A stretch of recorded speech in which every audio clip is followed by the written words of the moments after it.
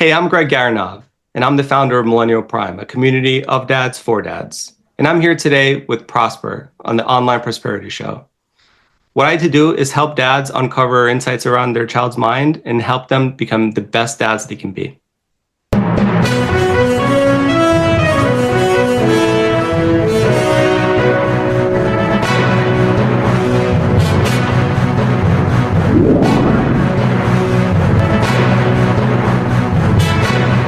Welcome to yet another exciting episode of the Online Prosperity Show, your premier destination for exclusive insights and today's most compelling themes. I'm your host, Prosper Taruvinga, and today we've got a special guest whose journey is as inspiring as it is transformative. Now, Greg, how are you doing today?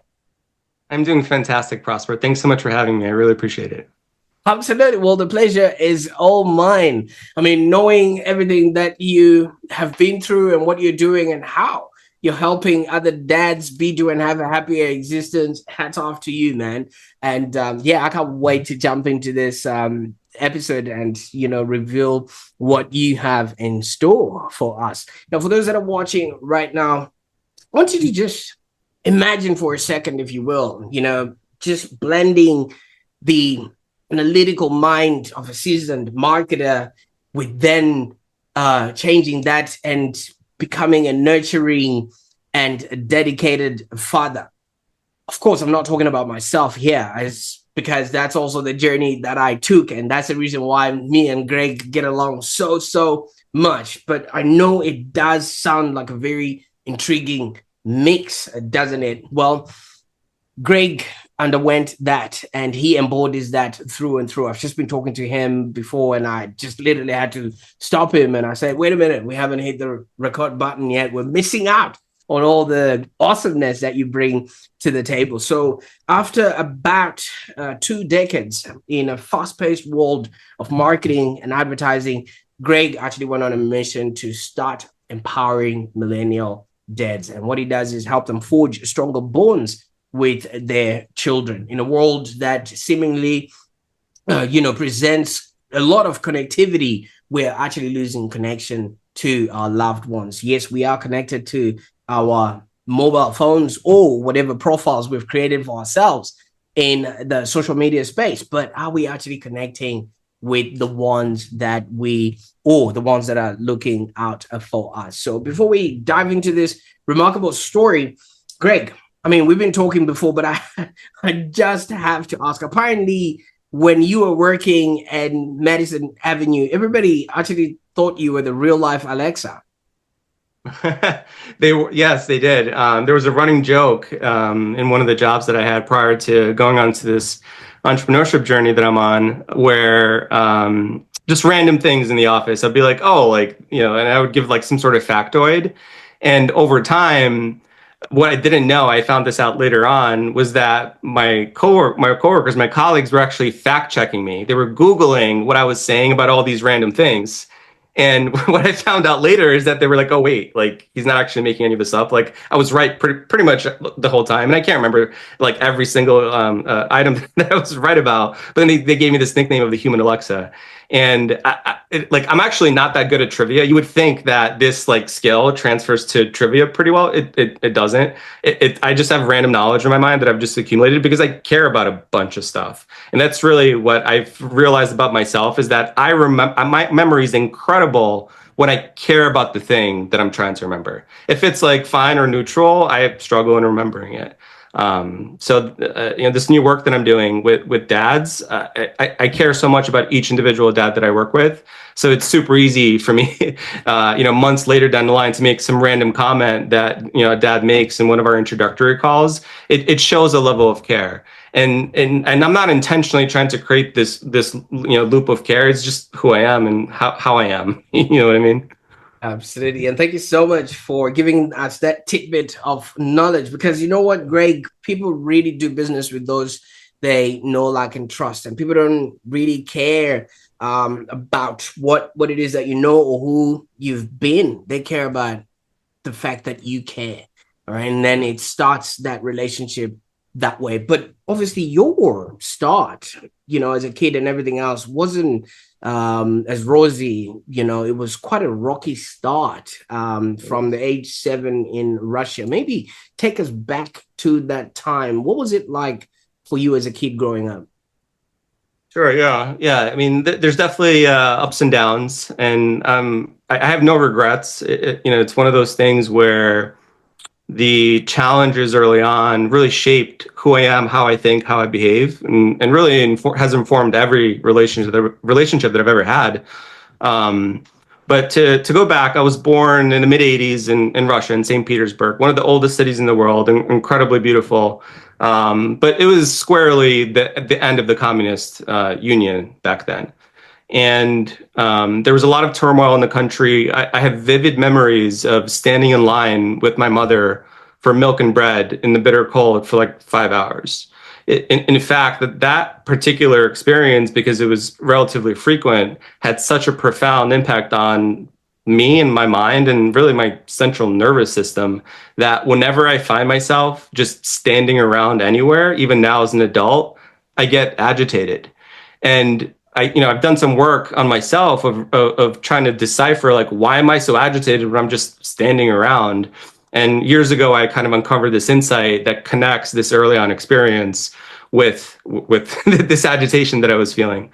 And so much of who we are, how we behave, really our everyday motions is informed by some of these early on experiences in our lives. I think a lot of people don't realize that there's this connection between these experiences and the way that we behave. But that was hard. That was a hard time. And my parents, with the reality of what life was like in Russia back then, plus the fact that all men have to serve in Russia, have to serve in the army, and it's a brutal army. It's nothing like the American army and the training and the support and the resources that soldiers in America get. It's a lot more bare bones, not enough resources. It's I would say borderline torture with the kinds of things that they do, but not to get too much into that. My parents realized that was not a good path for me. So they decided to make a radical change in our family's life, and we moved to Brooklyn, New York in 1992. I actually came on February 29th, leap day, leap year in 92. We arrived to America, so I'll never forget that day. In fact, I had a love for bananas, and bananas were pretty scarce in Russia, as you can imagine. It's frozen tundra up there. And my grandfather was already in America, and he brought literally a whole bunch of bananas to the airport for me to munch on. And I have vivid memories of eating like 4 or 5 bananas and just like passing out for probably like a day and a half, because it's a long trip, especially for a 7-year-old. Yeah. So. So that was a great landing, and that was really indicative and reflective of the abundance that America back then has and still has, I think. And growing up in Brooklyn in the 90s was a really interesting time. I actually credit a lot of my grit, my mental resilience, my perseverance, just my not just motivation, but like getting after the things that I truly want and need that are good for me, to those experiences in Brooklyn. Because back in the 90s, and this was pre-internet, obviously pre-smartphone, all the kids were outside all day. So I went to school, I came home, dropped my backpack off, and then I was outside for like 10 hours. And all the kids were like that. So the co-learning that we all got from each other during that time period, in those experiences, is incredible. And it's very difficult, I think, for parents these days to instill that independence and that grit that those experiences taught an entire generation, millions of kids that grew up in New York around that time. It was a really, really special time. So that's when I got really curious about other people. When I was like 13, 14, 15, when I came of age, became a teenager. And once I took a psych class in high school, it really cemented my really a deep desire to understand people and why they do the things that they do. When I was younger, I actually thought that I wanted to be a psychologist, maybe a psychotherapist. I ended up majoring in marketing and entrepreneurship at Syracuse University in New York State. And I think I gravitated towards that because I wanted to learn business, but I also didn't want to lose that psychology piece. And marketing is perfect. It's the perfect industry for that. And marketing is so broad these days. There's so many different things under the huge marketing umbrella. But I think that's what kept me interested in marketing as a function. And after I graduated school, I moved back home to New York, and I got a job at an agency in the city working on Verizon Wireless. And and I had no idea what I was walking into in that job. But what kept me in the industry for 20 years prior to last year when I started my ventures was this combination of art and science. It's because psychology and people are I would say pretty dead even 50-50 art and science, because there are very scientifically driven realities of how human beings work, how we grow, the things that we gravitate towards, what the reward systems in our brains, those kinds of things. But there is also an art aspect to it. Individuality matters a lot. Context matters a lot, right? That's why every person is different to different, is because that's the art piece. And I think with the work that I'm doing now, even though it's not squarely in the marketing industry, the way that I work with my dad clients is similar in the way that I develop communication strategies for a Verizon Wireless, for a Samsung, for a Snickers, some of the brands that I used to work on, because it taps into intrinsic motivational factors. Why do we buy this iPhone? Why did I buy this mouse? There are reasons for that. A lot of them are actually emotional, but they're tied to our entire whole human existence. And I find that to be so incredibly fascinating. And also, this is a field of science that's constantly evolving. There's constantly new things that we're discovering and rediscovering, and that just keeps it so fresh. And for me, who's an innately curious person, because of my Brooklyn experience of just meeting so many different kinds of people and being interested in them, it just tickles this itch constantly in my mind, which is just it's a cool, very cool thing. Absolutely. Now, Greg, thank you so much for obviously, painting that picture. Now I see why people actually called you Alexa, because all I just did was ask a prompt and we got everything and and a little bit more. But I appreciate that, Greg. Now, I just wanted to take you back a little bit. Obviously, the time that you were growing up, there was that experience of you being in a bread line or milk line and things of that nature. What I want to know is your relationship with your parents.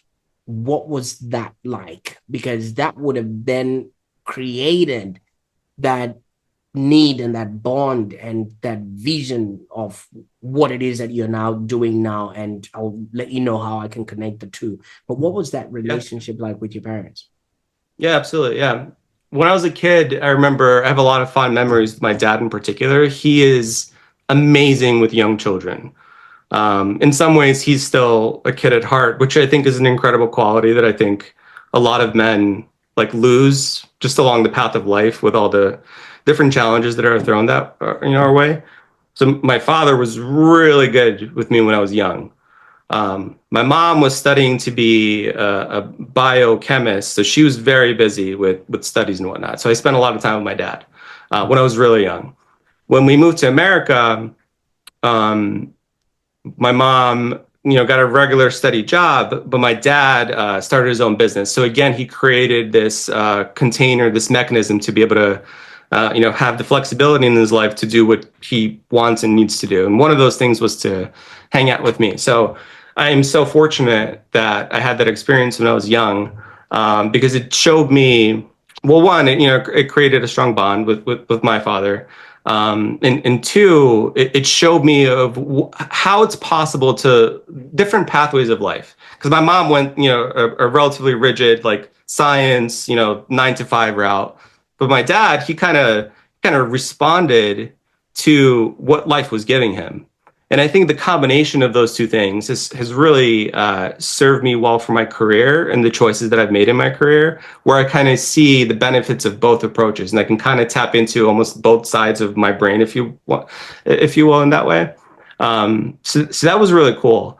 Now, with all of that said, people change over time, especially as we get older, especially as the challenges keep on coming, because they don't stop. is what I've learned in my 40 years of life. They don't stop. It's the way that, the way we respond to those challenges that determines our destiny, right? So, as everyone changes, my parents change as well. And, our relationship is not as strong as it used to be when I was a child, just due to the fact that we've grown into different people. And that is one of the core reasons for why I do what I do. I wholeheartedly believe in personal development, personal growth, going to see a therapist. You don't have to deconstruct all of your childhood trauma like when you go see a therapist. You can talk about anything that's bothering you.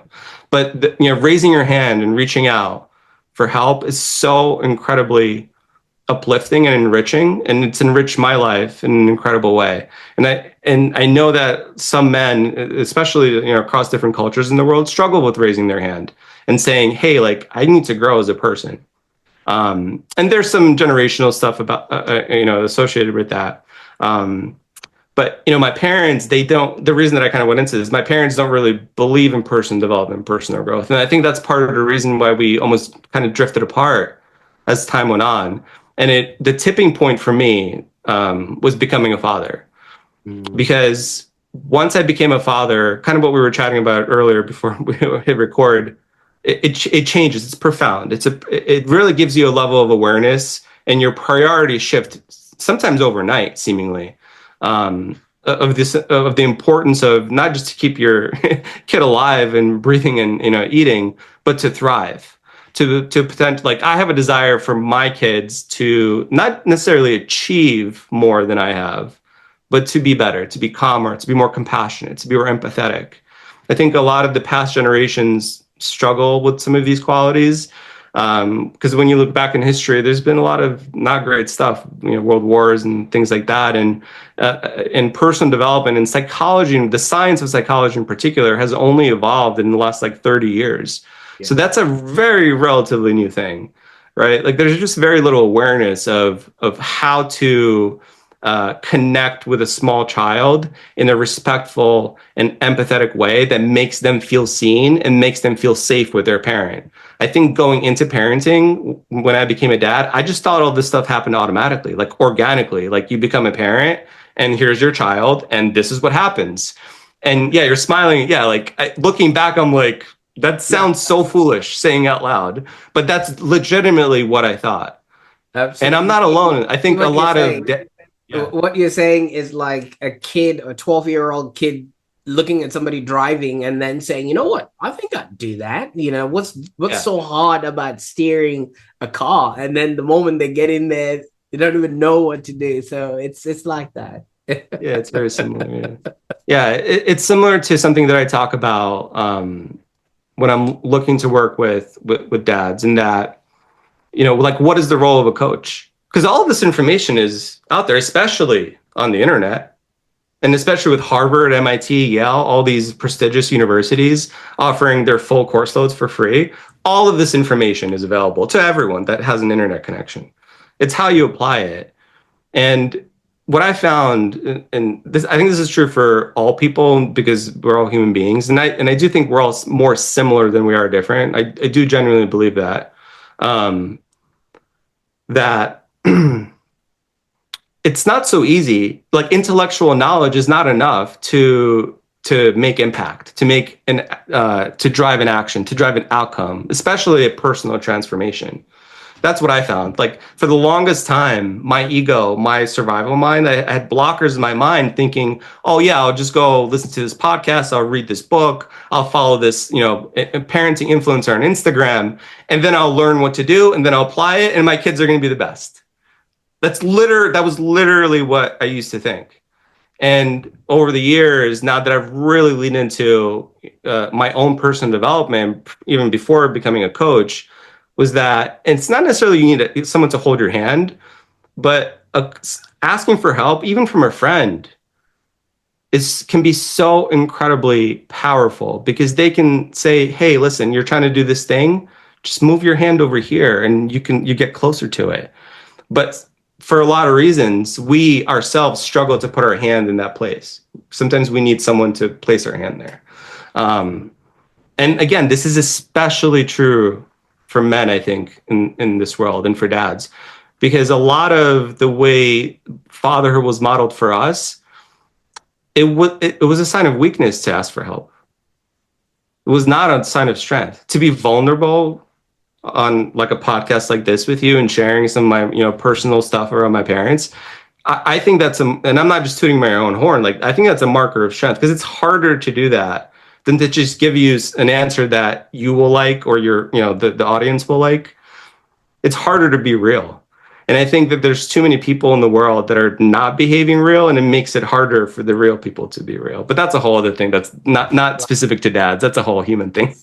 I like that. Now, Greg, you see, what's really intriguing about where you are and what it is that you're doing is so many of these things are interwoven. Okay, I mean, your relationship with your parents obviously is now a reflection somewhat of how you want your kids to be treated, or to see the world, or to experience the world, and whatnot. So you've got that reference point.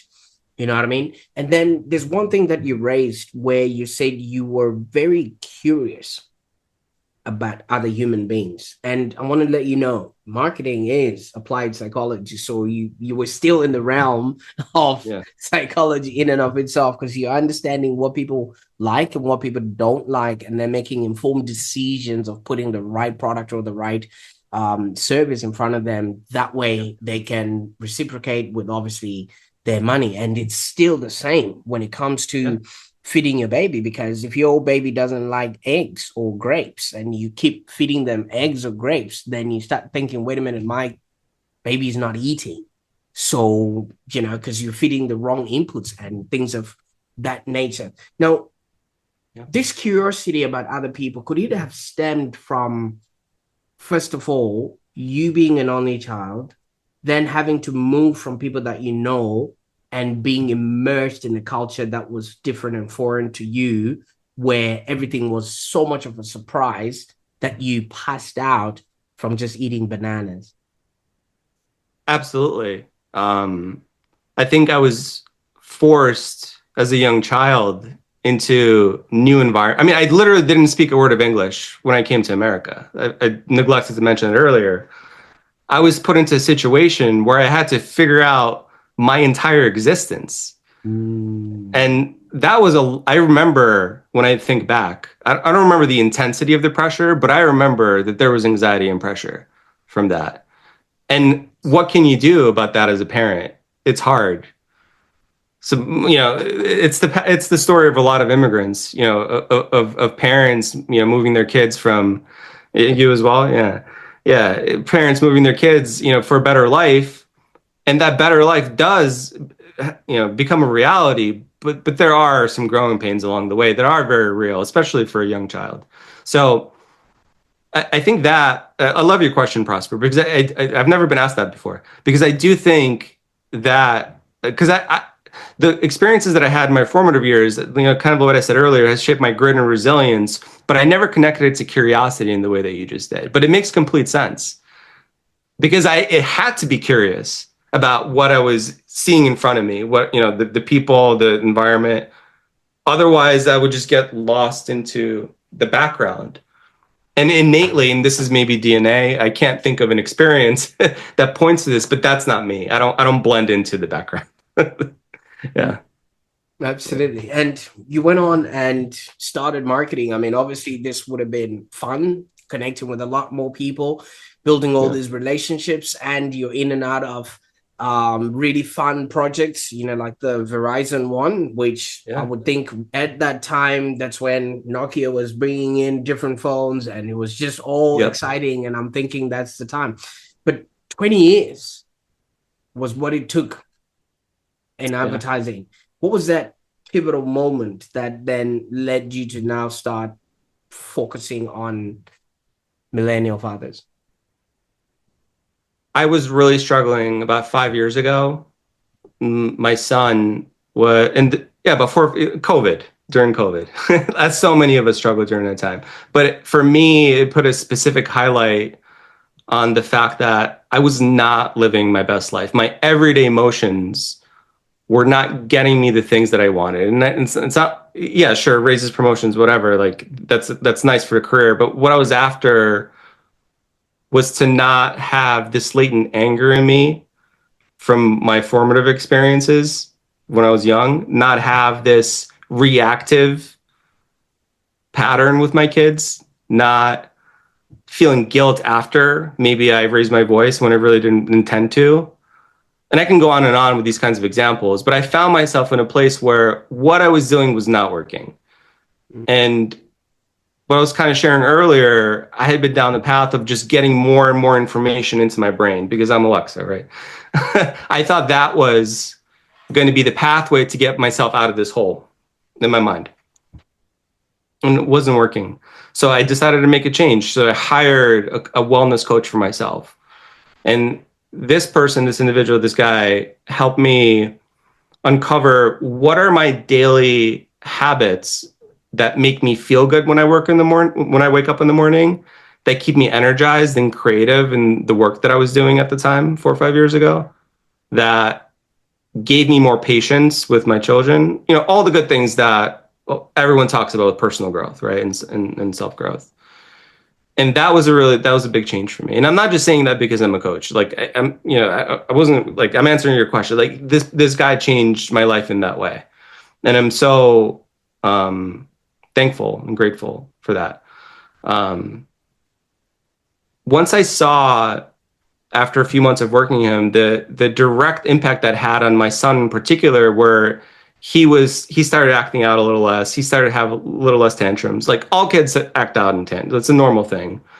But as parents, we can see, you know, the ebbs and flows with our kids of how they're behaving. And I did observe not an overnight change with my son, but a pretty profound change. And that was a big moment for me to realize that, hey, like, I am able to do this. I'm able to, raise my hand, change myself, some of the things that I wanted to change. This feels amazing. This feels great because I was able to connect deeper with my son in that way too. That's when I decided that, hey, like maybe I should start thinking about what is the next big chapter? What's the next big act in my life, in my career? And I was working from home at the time. I was very fortunate. The company that I was working for during COVID went full remote and stayed remote. So I was in a remote setting. So I started thinking about how do I design a life and a work life that can have a symbiotic relationship with those two things. Basically, lifestyle design. A lot of the stuff that a lot of creators these days talk about with time, location, and financial freedom. Yeah, I was after some version of that. Now, what I will also say is that for the longest time when I was young, I thought I wanted to be a founder of $1 billion company. And it was during that time, because I got a lot more clarity around what do I actually want in life. I realized that I didn't want to start $1 billion company because I now had life experience to understand what that actually means on a day-to-day perspective for me. And listen, I will hustle with the best of them. I grew up in Brooklyn, New York, right? I will hustle. It's not about hustle. It's about the missed dinners and the missed ball games and those kinds of things. I didn't want to be that kind of dad. And I know that there's a way to do a version of both of those while, still, having this huge job, maybe millions of dollars, but that's just not the path that I wanted. I wanted to have a lot more flexibility in my life to do what I wanted when I wanted it. And I also wanted to drive impact and have purpose while doing that. Because marketing and advertising, yes, I stayed in it for a long time. Towards the end of that 20-year career, I realized like I wasn't making that much of an impact on the world. And this is what connects back to being born in Russia, is that Russia's a harsh place. I'm not getting into politics. There's a lot of stuff going on, obviously, right now over there in that region. But it's a harsh place. It's just the culture in the society. It's almost like the anti of everything that I talk about and the way that I coach clients. I think that instilled this very visceral desire to make a difference in the world, because I saw how shitty it could be. No kid should be waiting in line for bread for 5 hours. It's terrible in the bitter cold. That's no one should be doing that in the year 2025. So yeah, so that was a pivotal moment, and it connects to a lot. It connects to all the experiences that I had. It was a slow burn, a slow build. I knew that in the back of my mind when I was 20, because I double majored in marketing and entrepreneurship, that I wanted to do my own thing. But I had the fear for the longest time. Can I do it? Do I have what it takes? See, 20 years I got later. small kids at home. I have a house. I have bills. Can I make enough money to keep it going? You know, all the questions that we ask ourselves when we're thinking about, or maybe even starting our own business. I went through all of that. Yeah, but the tipping point for me ultimately was I realized that I just wanted to have a lot more bigger impact in the world beyond my kids. And this feeling that I harnessed within myself, I'm like, every dad needs to feel this, man. This feels great. Yeah. Thanks for sharing that enthusiasm, because so many of us don't quite know why we do what we do. And eventually we just, like keep sharpening the pencil until it's really gone and burnt out, and still not having any recourse of, did I leave? Did I matter? Did what I do have any impact on anyone, let alone do my kids even know me, or do I even know my kids? And that's something that a lot of people have. But Greg, all this happened for you during the pandemic, and I must say, with utmost love and respect, you might have grown up in Brooklyn, but the pandemic was a really, really hard time for a lot of people, especially here in Melbourne, where we had the longest lockdowns. We literally wrote the book on how to be locked down. But what it presented, Greg, is a scenario where so many jobs that were deemed non-essential really are not essential for human survival. And if you really look at it, we survived for the 2 years and those jobs were not needed. And I'm saying this with utmost love and respect. Could that have been a scenario where you started really looking at, wait a minute, all these things that I'm doing, all this pressure that I'm getting at work, nobody actually needed it in the time that was needed, but the environment survived, everybody thrived. Yet the people that are in front of me were still looking out for me to feed them breakfast. Yeah, I love that framing. The language around, essential versus non-essential workers, that has to have had impact on many people, because language is an incredibly powerful thing that is much more complex and much more personal than I think we or most people think about. I don't know if you've seen the movie Arrival. It's a science fiction film, but language is at the center of it. And I'm not going to get into a synopsis of the film, but it kind of it kind of shines a light on the fact that, like, is language something that we think about in our minds and then it comes out of our mouths and then like has meaning, or does it have meaning first and that's why we say the things that we say? Like, does it shape our reality or not? Like, it's a fascinating like thought experiment. And anyway, maybe I think now that I'm reflecting back on that time, I think maybe that it did put a subconscious highlight for me that I was not an essential worker. I was a marketing executive at a technology company. And yeah, it had an impact on my colleagues and my teammates and our clients, but it's not the same kind of impact that I was looking to make. I wasn't looking to just drive more sales. There's nothing wrong with driving more sales. Like, that's an important thing. Business is important in civilization side. It keeps us going, keeps us innovating. I just realized it was no longer for me. I think that's what it did. Absolutely. And obviously now you've created a community, and part of what you teach people is being a dad, or being the best dad to your kids. I mean, obviously you can't be the best dad in the world, because I have that title in my household. It starts with being your best self. Can you maybe walk us through what that actually means? Because if I'm looking after my kids, I'm buying them birthday gifts, if I'm picking them up and dropping them off at school, and if I'm making sure that they have brushed their teeth and we sing Kumbaya before they go to bed, I'm just being the best dad, ain't I? And maybe sneaking in a couple of sweets if they're crying, and then I'll be like, yeah, you like that, what does that have to do with me being my best self? it is so important to try and be the best versions of ourselves and work towards that as parents, because a lot of parenting is decoding what our child is communicating to us. With young children, they don't have the, we were talking about language earlier, they don't have the language to communicate really anything that they're feeling.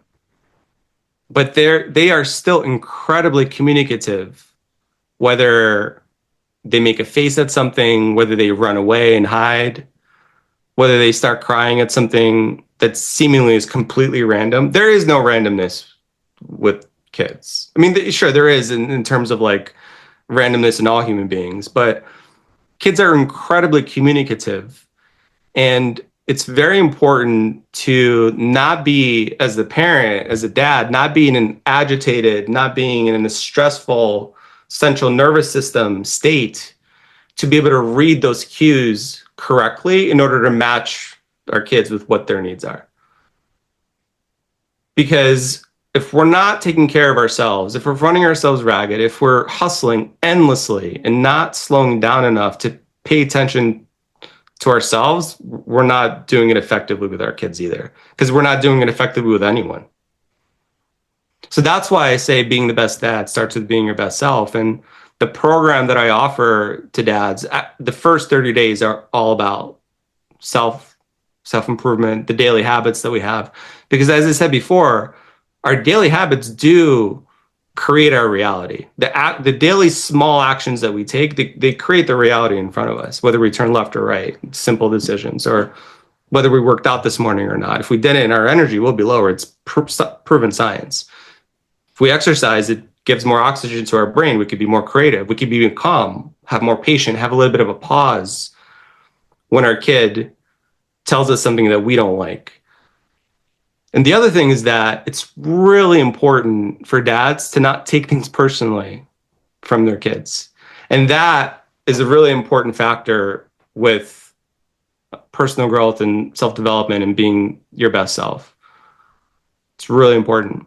So that's why I say it, because we can't truly listen to our kids if we're like in our own head with our own stuff. That's why personal growth for me has been a complete game changer. And that's why it was the tipping point for me, actually creating a self-care regimen that works for me, that's personalized to me and the way that I like to live my life every day. Why it was so effective in reducing the tantrums and improving that bond that I have with my kids. I was able to show up for them in the way that they needed, in the way that I wanted. I couldn't show up for them, quite literally. Like physically, yeah, I was there, but my mind wasn't there. And I think that's, I don't want to say worse, but it can create some emotional stuff in kids when parents are physically there, but they're on their phones constantly or not paying attention to them. Or their kid is trying to get their attention and they're asking for, I don't know, for a French fry and you give them a tomato. Like, yeah, you want to feed your kid vegetables, but you got to make your kid understand, like, hey, I hear you that you want a French fry and it's okay to want a French fry. Because if you don't do that and you just give them the tomato, they're going to be like, is something wrong with me that I was asking for a French fry and I got this tomato? It creates these runaway thought patterns in children that are not healthy. So it's really important language choice and also taking care of ourselves. So you've gone on and created a community, where obviously dads come around and connect and also maybe share resources. But isn't there already spaces like that? I mean, we were talking about Alexa before. I can just yell out, hey, Alexa, hey, Google, hey, Siri, tell me how to keep little Johnny not crying, or what should I do? I'm actually triggered. She's telling you? That's funny. See, like anything, see, I just did that and I've got ready answers. What makes the community Millennial Prime, different? If I can just yell in my office and I automatically get answers. Yeah, it's an excellent question. And I have two major thoughts on this. One,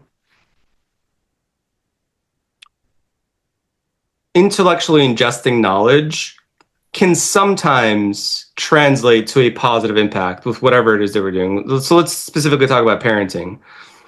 And we can all follow the same parenting handles and whatnot, and we'll all get the same information.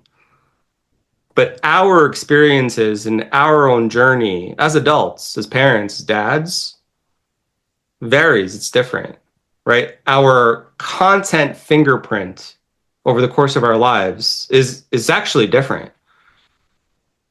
So when we're learning about something, our pre-existing knowledge has an impact on that new thing that we're learning. And if we have learned how to be more self-aware and be more aware of our own triggers, of the way that we respond, just these internal thought patterns, if we become more aware of them, it becomes much easier to know what to do. But it's not enough for most people, is what I found. For some people, it can sometimes, but for most people, it's not. For most people, they need to be told how to do it. And then after that, with parenting in particular, and this is one of the business challenges that I have, is that it is so individual. The context matters a lot. How the dad and how the parent applies that advice and applies that knowledge is really important. And it ties back to the pre-existing knowledge. But that's why I went the coaching route in particular and the community route in particular. Because when I first started this thing, I started to believe, a lot of the hype on social media of like, just create $100 course and you'll be rich. It's very attractive for a lot of people. I have Passive to laugh at that. But yeah, so, but when I started thinking about that, because I'm not trying to make a business and make a buck. I actually care about the actual impact. So when I started thinking about are these courses going to make an impact? I'm like, I don't think so. Sure, I may make some money, but these dads are going to watch these courses and they'll try a few of these things and it probably will not work. And then they're going to go back to their old patterns. So that's why I went the coaching route. The community in particular, what I found is that so many dads are just so lonely these days. There's a loneliness epidemic going on amongst men in particular, because evolutionary, when you look at the last few thousand years, women, they're built to be in a community. They're built to collaborate with each other. Just think back to hunter-gatherer days. The men went out to hunt and the women banded together and they did what they needed to do. Some version of that has carried through in history to modern times. It obviously looks different, but there's a similar sort of mentality around that. For men, we don't have that in our genes, in our DNA. It's only relatively new now, especially nowadays, where there's a lot less villages for families to tap into to help raise their kids. Because even 30 years ago, growing up in Brooklyn, my village was not other parents like so many suburbs. My village was other kids. We all kept each other safe. We all kept each other on track. Yeah, it takes a village to raise a child. And yeah, like that, as the saying goes. Yeah, in Brooklyn, but that doesn't really exist anymore. No, because we're all caught up in our phones and we've created virtual worlds, and even our kids are playing Roblox in virtual worlds so much that you no longer see bikes outside your friend's house to know that this is where it's at. And that used to be the signal in my street. Whenever you see a lot of shoes outside, then everybody's at Fred's house, and and you'd have somebody on the outside letting everybody know what's happening on the corner, maybe especially somebody who wasn't let in. So there was that society and self-organizing that was happening at that particular time, which I feel like we've lost. Yes. And it's a lost science. And I see when kids go to a park, it's very hard for them to warm up to start playing with another kid up until you maybe put them together and then you let them, to their devices. But in no time, they'll actually start hanging together. And now you can't put them apart because you probably want to go and things of that nature. So sorry, I just had to hijack that one there because I go through that too every single day, I go through stuff. But when I look at some, macro stats of like urban density continues to grow, and I get that. And by like 2050 or something like that, like over half the population in the world is going to live in some sort of urban environment. And like, I want to romantically think about that. The kids growing up in those environments will get a similar experience to the one that I had in Brooklyn in the 90s, but that's not true because society has changed. Our feelings towards safety have changed. The world feels less safe, but empirically it is the safest that it's ever been in the history of the world when Absolutely. you actually look at the data. So if people Right. jump onto the community, what can they expect inside? Yeah, absolutely. There's several areas for knowledge and reflection and for connection with other dads. So the core of the community is there's some video modules that get into some of the stuff that I talked about earlier, like daily self-care, how our survival mind can create blockers within ourselves that prevent us from doing things that are tangibly good for us. Things like bulletproof mindset, stuff like that. There is a lot of mind stuff. Then I get into playbooks for activities for children of all ages, because what little kids want is obviously not the same thing as what older kids want. But as parents and as dads, we still want to connect with them, right? I also have worksheets around very common child behaviors and what they mean to help dads decode, to help them with that language, to help them respond appropriately instead of react in the moment, things like that. There is a weekly group coaching call that I do with all the guys. There are certain instances where some of my clients do prefer more of a one-on-one engagement because of the nature of the stuff that we talk about. It is highly personal. What I'm sensitive to, though, is I have not created a container for people to come and vent about their kids or their wife. Sure, like we have conversations around what's bothering you, and we get into that, but it's not a place for you to come to to rely on where you could just talk shit about people that you really should love. Because if that's the case, then I'm actually not the right coach for that. That's not what I focus on. I help dads show up better for their partners and for their kids, but I can't do the work for them. And that's the essence of coaching. And that's a transition that I've had to do within myself in working previously in B2B services to transfer to coaching. And I've consumed tens of thousands of hours of this stuff so that dads don't have to do it themselves. And I also do two one-on-one calls, whether I'm working directly, one-on-one with this dad or whether they're in a group cohort setting, where I do just two bookends, one in the beginning and one at the end. And some clients end up, wanting more of my time, and sometimes that, it's easy to do that. Other times, if they want a lot more of my time, I kind of, we start working more of a one-on-one situation. I've also had clients that are interested in, kind of extending our engagement, and I give a heavily discounted rate for continuing to work together. Absolutely. And if a dad has seriously gone to his wits' end and really needs that sort of community, that support, and just to save bail money, where would they go on the internet? If they wanted to what? Prosper? If Sorry, they want to save bail money. bail money. I'm not the right person for that, but I am the right person. If you're a dad and you realize that there is more on this journey and you've tried and maybe you haven't had the success.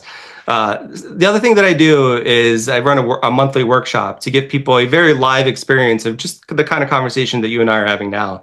And I actually give a very live preview of the larger community program and give some live coaching within that. Again, to give people a flavor of who I am and how I like to work and how I think. I fully recognize I'm not for everyone, but I also think that the level of care that I had a coach tell me, he was like, Greg, you have to get comfortable with impact that you make as a coach that you will never see. That was a really profound thing for me, because what it told me is that even if I might not sign a client, if a dad spends an extra 20 minutes with his kid one evening after reading a post of mine, that makes me feel incredible. And I hadn't thought about it until this coach told me that, because I was so focused on building the business, getting leads, conversion, stuff like that.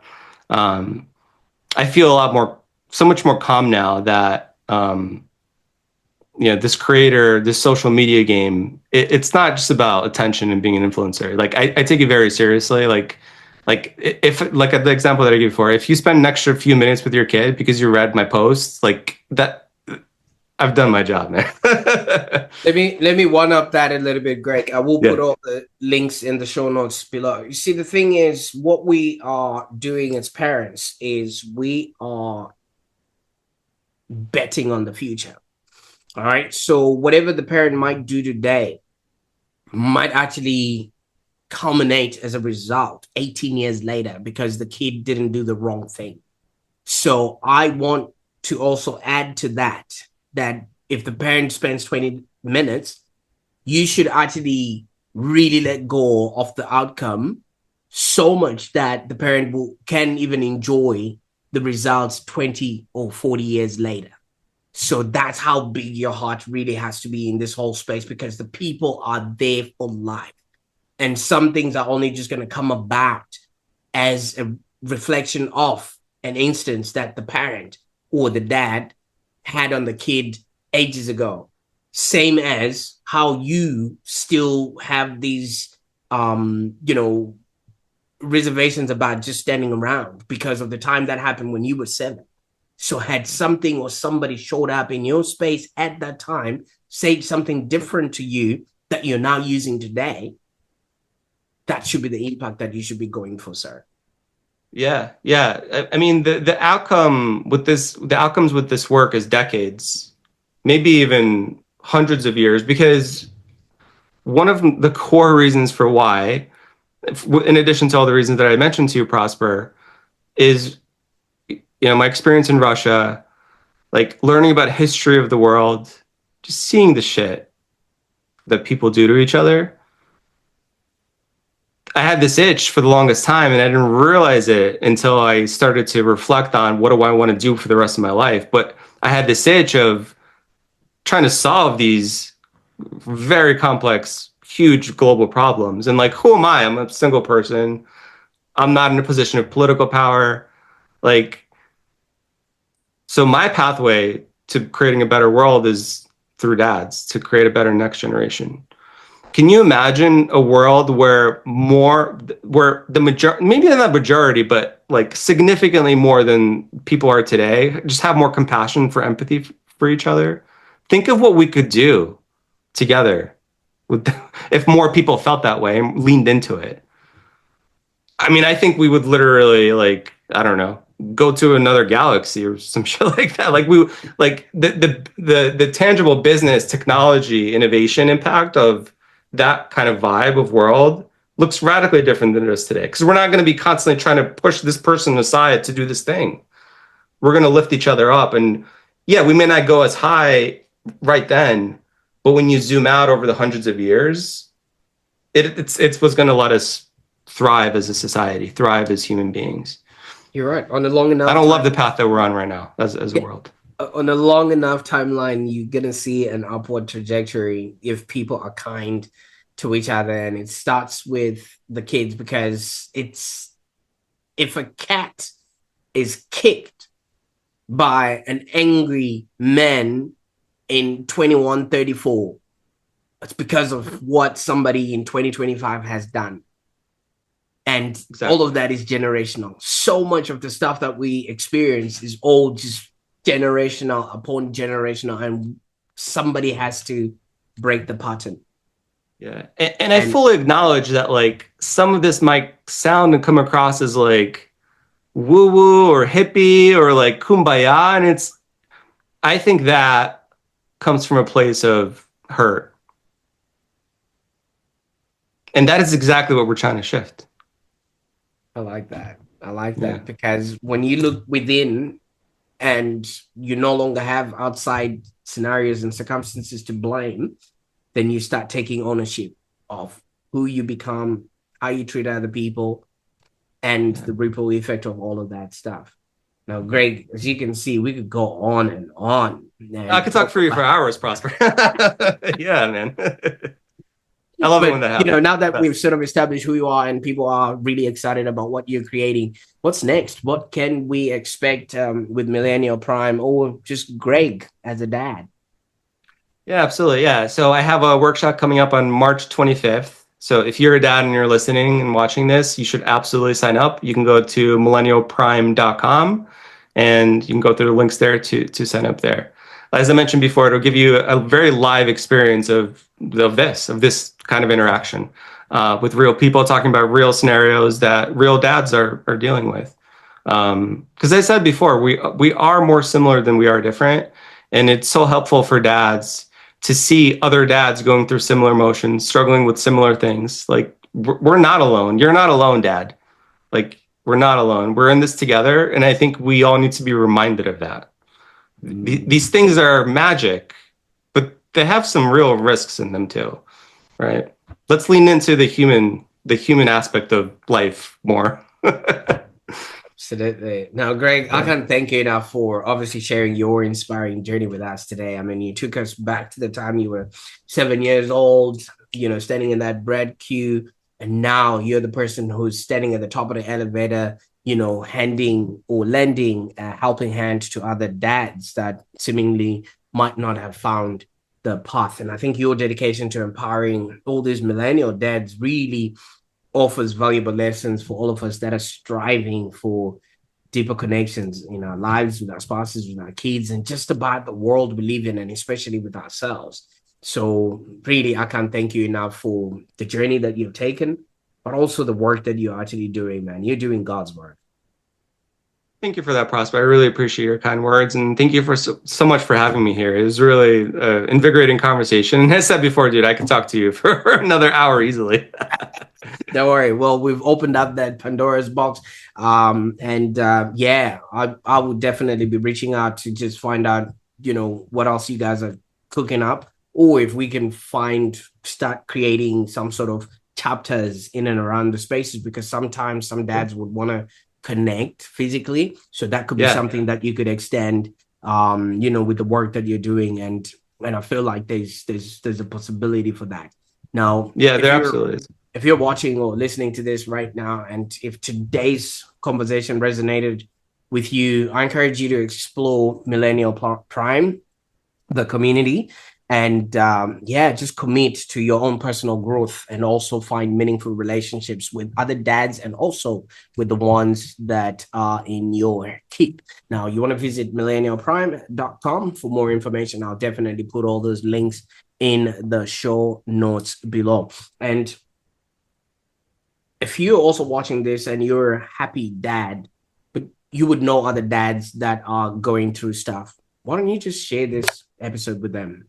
Not necessarily to, create more noise on the internet, but just to show them that help is out there. Because some of us might not be able to open up to seeing if other people are there to support us in our journeys, and think we can always figure it out. So, and if somebody has shared this with you, just give them a big, big hug if you can, because they've literally saved your relationships. And while you're at it, don't forget to subscribe to the Online Prosperity Show for more insightful content like this. Until next time, bye for now.